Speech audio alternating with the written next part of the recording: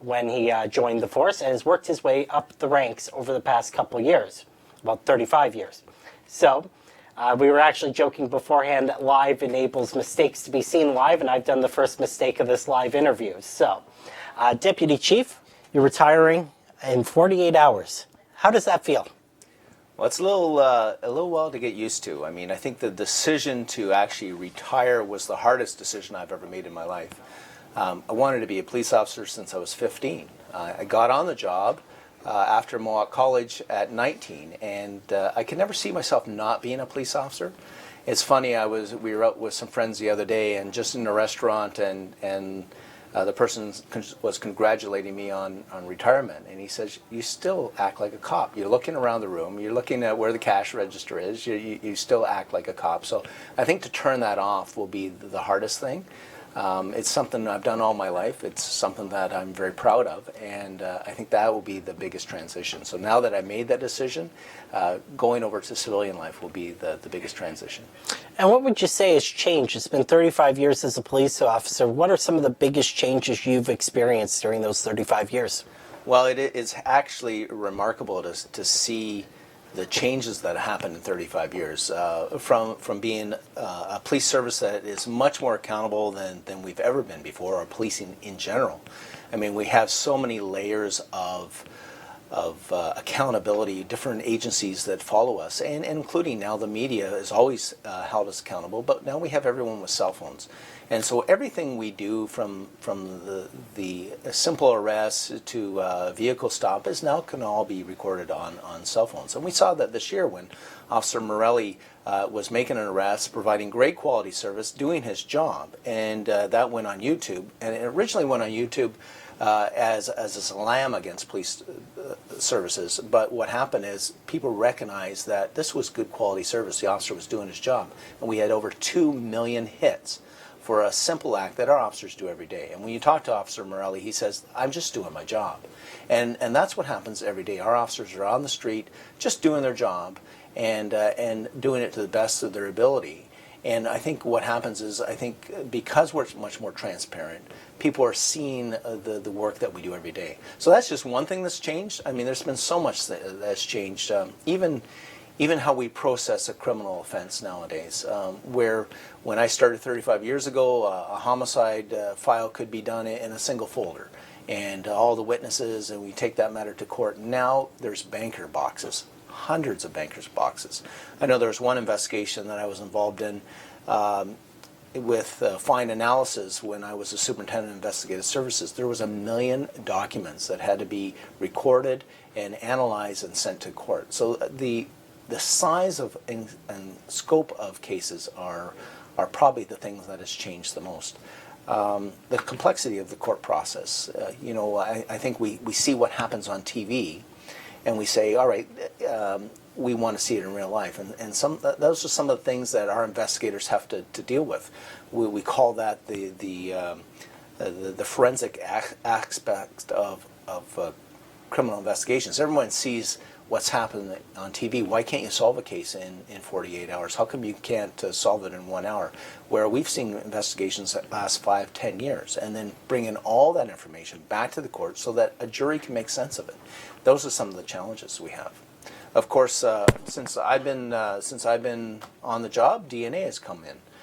Even the Constitution has changed, where we actually had the Constitution, where people now have their rights. We used to listen to the Americans with their Miranda rights. When I started, we would make an arrest and we'd bring the person into court. Now they have to have their rights, and those rights have expanded to a telephone call, to make sure they have lawyers. So I think the balance has really shifted, and because I think the community expects so much more of our officers, and that there's so many more accountability mechanisms in place, so that our officers, because they have extreme powers of arrest, power to carry firearms, we're held to that such a higher standard. And so I think those are some of the things that I've actually seen change. What would you say are some of your career highlights? Would you name 3 highlights for us? Oh, I could go on forever, because I've had a great career. I've had 23 different positions, and I think when I started, policing as a young cadet, I said to myself, personally, I want to experience as much as I possibly can in policing. I wanted to do everything possible. And of course, obviously, in a career of 35 years, you can't do everything because, you might want to be a K-9 officer or a Marine officer or an investigator. I think I wanted to be a homicide investigator as my first position. But as I go through, I can think of some of the cases that I was involved in.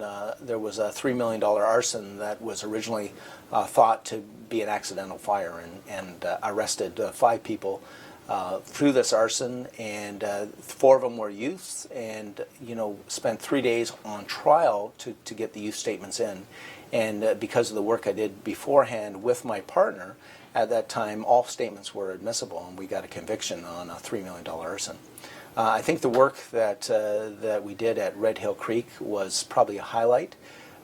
Certainly, it was a team effort. It was a community effort. Chris Murray, our new city manager, was there on the front lines with me, negotiating with our First Nations people.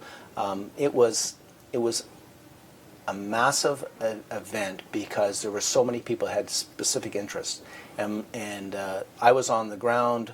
And our focus was to keep the police out of the equation. And I think we actually came to a resolution that was a win-win. It was a win for a community. It was a win for all the people that had interest in Red Hill. And I still think that was one of the highlights that I had involved in. And I mean, we've talked about gun amnesty. We have one on right now, over 200 guns taken off the street. We ran one about 7 years ago in Hamilton, and what we wanted to do was engage the community.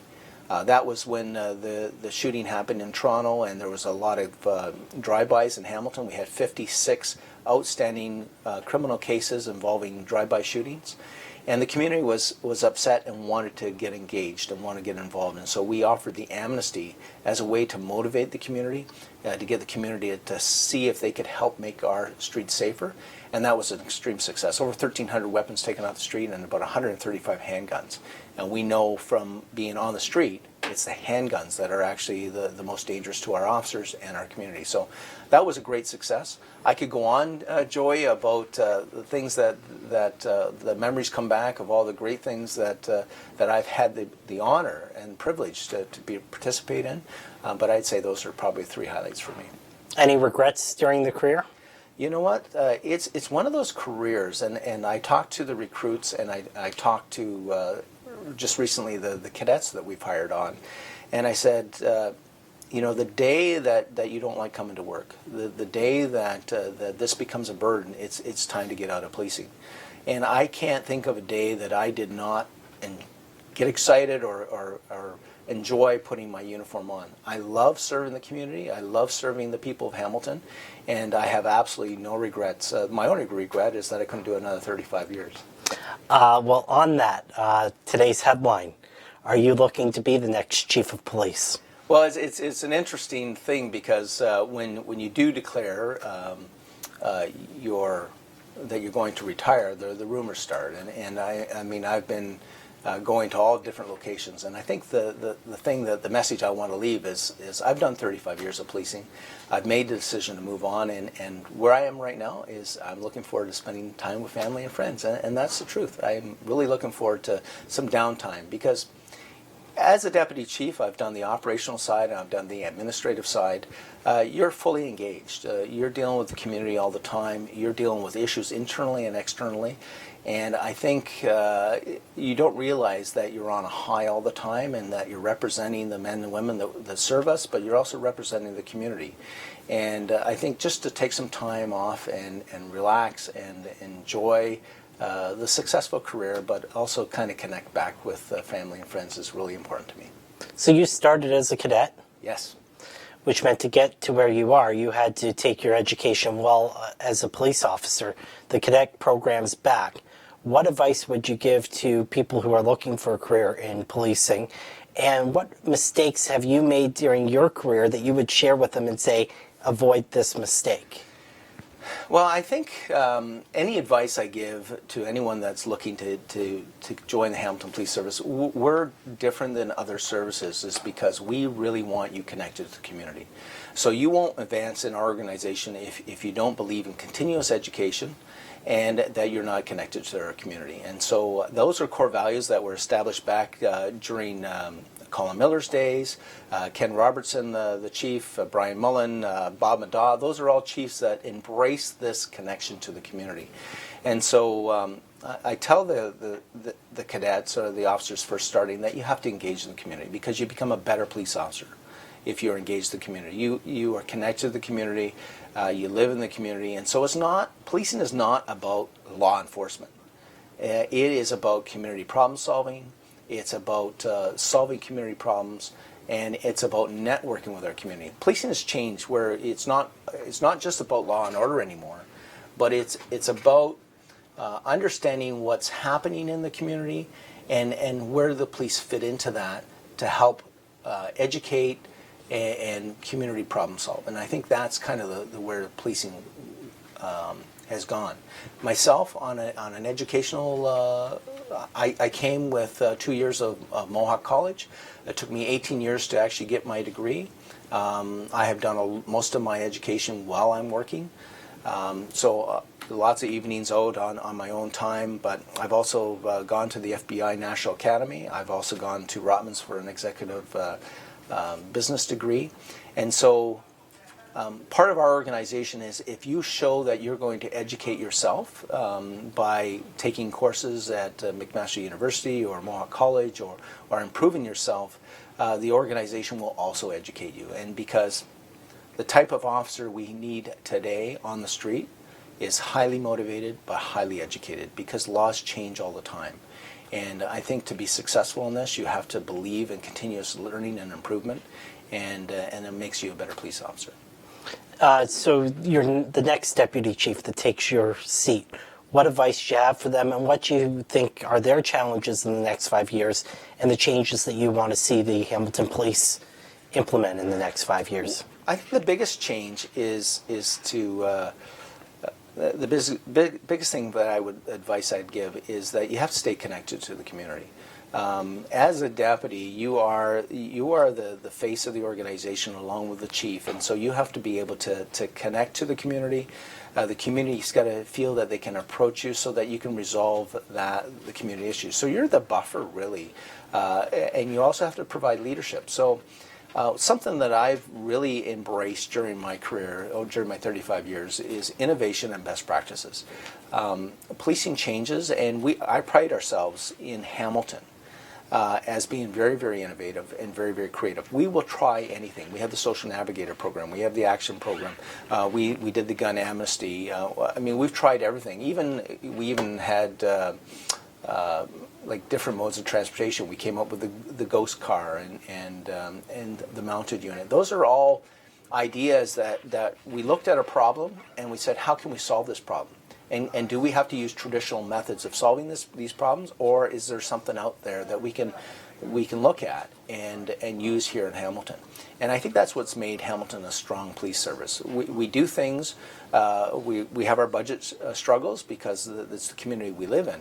But we've been able to do things very effectively and efficiently to address community problems. And I think those are some of the advices that I would give the next person. I mean, you have to stay connected. You have to look for innovation. And I think you also have to keep an open mind. There are things that happen in our community that we'll hear about, but there's things that could happen down in the United States or in Toronto or up north or in British Columbia that may impact policing in the future. And it's important to stay ahead of that curve. And so that we can examine these issues and that we can provide the best service possible for the dollars that the community pay for us, that is going to make our community proud and our community safe. Because policing has a very big, important part in the community that we live in. We hear about the budget issues and all that, but it's really important for the community to understand the value they're getting in policing. If a community feels safe, if people believe the community is safe and the police service is doing a good job, then corporations will come here and they'll come here and they'll create jobs and they'll stimulate the economy. And so, without a strong police service, without a police service that is fully engaged with the community, that's not going to happen. And we've seen how Hamilton has changed over the 30 years that I've been here, 35 years. I saw the community at its high point. I've seen it in its low point, and now I see Hamilton as it's on the verge of explosion, where people are investing in our community, people are coming to our community, they're talking about Hamilton as a place to live, and that is, to me, is a very successful thing that the city's doing, and policing is a part of that. And what does retirement look like for you? Well, you know, I've loved to work, and I've always been, I'm a driven individual. So I've got the list of all things I want to do in the next couple months. I have some personal time that I'm going to spend with family at the cottage. I'm looking forward to doing some things. I'm looking forward to going fishing and just kind of taking some downtime. But that doesn't mean that I'm going to disappear, because I love this community. I love being involved the best. And the men and women that police this community every day, they're super intelligent. They understand policing, they understand community issues, and they are there to serve the men and women of the service. So we believe in servant leadership. And so if I was leaving a message, I'd say be very proud of the men and women. They put their lives on the line every day so that people can feel safe in their homes, they can feel safe in their businesses, and that if there is a criminal out there and he's preying on the community, rest assured that Hamilton Police Service will catch their bad guy. Thank you, Deputy Chief. Congratulations on your retirement and your long service. Thank you, everyone, for tuning in here. And the video will be, of course, available for replay on YouTube. Deputy Chief Leenderste retires on Wednesday. And, of course, we will find out who his replacement is probably at the next Police Services Board, which we'll be live at. So, again, thank you for tuning in. All right, thanks, Joey. Thank you. Just give a sec here to clear.